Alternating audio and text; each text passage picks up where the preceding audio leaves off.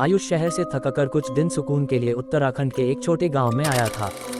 वह पेशे से एक फोटोग्राफर था और प्रकृति की तस्वीरें खींचने के लिए दूर दराज के इलाकों में घूमता रहता था।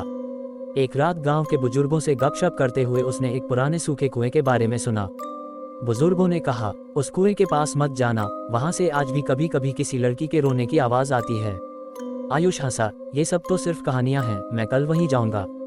बुजुर्गों ने सिर झुकाकर सिर्फ एक बात कही, जो भी गया वापस नहीं आया। अगली शाम 6 बजे कैमरा और टॉर्च लेकर आयुष उस सूखे कुएं की ओर बढ़ा। वहां पहुंचकर उसने देखा कुआं काफी पुराना था, दीवारें काई से ढंकी हुई और पास में कुछ अधजली मोमबत्तियां पड़ी थीं। अजीब बात यह थी कि आसपास ठंडी हवा के बीच भी वहां एक अजीब सी गंध थी, जैसे कुछ सड़ा हुआ हो। जैसे ही आयुष ने कैमरा उठाया, कुएं के अंदर से किसी के गाने की आवाज आने लगी, एक लड़की की, बहुत मीठी लेकिन दर्द भरी आवाज। आयुष चौंक गया, कोई मजाक कर रहा है क्या?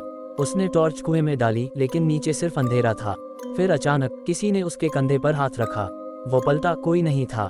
फिर उसे एक फुसफुसाहट सुनाई दी, मुझे बाहर निकालो। डर के बावजूद वह कैमरा लेकर कुएं की दीवार पर चढ़ने लगा ताकि अंदर झांक सके।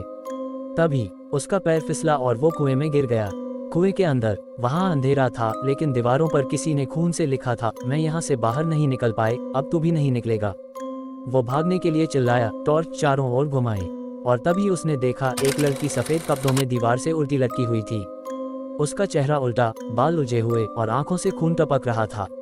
वो धीरे धीरे बोली, अब तू मेरा नया साथी होगा, मैं अकेली बहुत सालों से यहाँ हूँ। अगली सुबह गांव वालों ने कुएं के पास आयुष का कैमरा और चश्मा पाया, लेकिन आयुष का कोई सुराग नहीं मिला। बुजुर्गों ने बस सिर हिलाया और कहा, अब वो भी उस कुएं का हिस्सा बन गया। और आज भी अगर कोई उस कुएं के पास जाता है तो कभी कभी किसी फोटोग्राफर की मदद के लिए चीखने की आवाज सुनाई देती है। वो कुआं अब सिर्फ पानी का नहीं, मौत का रास्ता है।